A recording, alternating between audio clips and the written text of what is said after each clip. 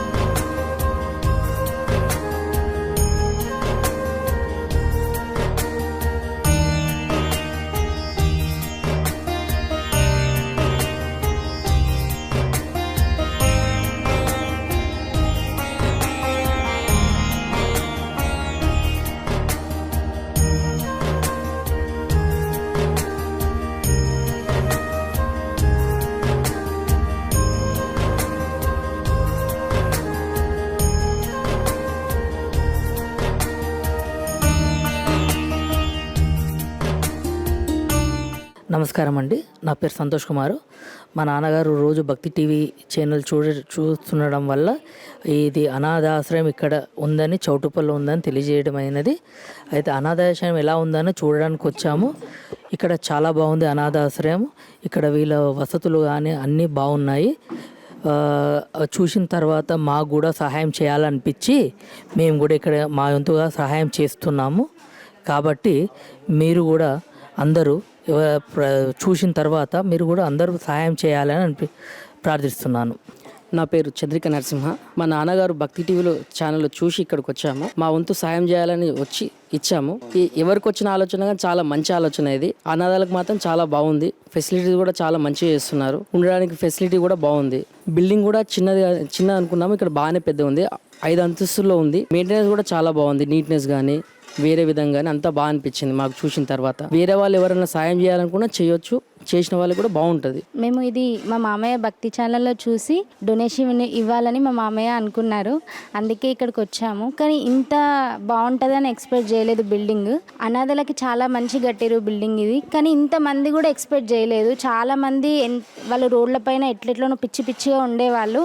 కానీ వాళ్ళని ఇక్కడికి తీసుకొచ్చి నీట్గా ఉంచి వాళ్ళకి ఫుడ్, వాళ్ళకి డ్రెస్సింగ్ అన్నీ, వాళ్ళ బాతింగ్ అన్నీ చేయిస్తున్నారు. అసలు ఇది ఎవరిది ఆలోచన కానీ చాలా పెద్ద మంచి ఆలోచన. ఆయనకి కాళ్ళకి మొక్కినా కూడా తప్పులేదు. చాలా మంచిగా ఉంది. మా మామయ్య అంటే కూడా మేము లైక్ తీసుకున్నాం. ఇక్కడికి వచ్చినాక ఇచ్చిన దానికంటే ఇంకెక్కువ ఇవ్వాలనిపించింది. వాళ్ళని చూస్తుంటే ఫస్ట్ ఆఫ్ ఆల్ చాలా బాధ అనిపించింది. రోడ్లపైన ఎట్లా ఉండేవాళ్ళని ఇక్కడ చాలా మంచిగా చూస్తున్నారని అనిపించింది. అమ్మా నాన్న అనాథల పుణ్యక్షేత్రం.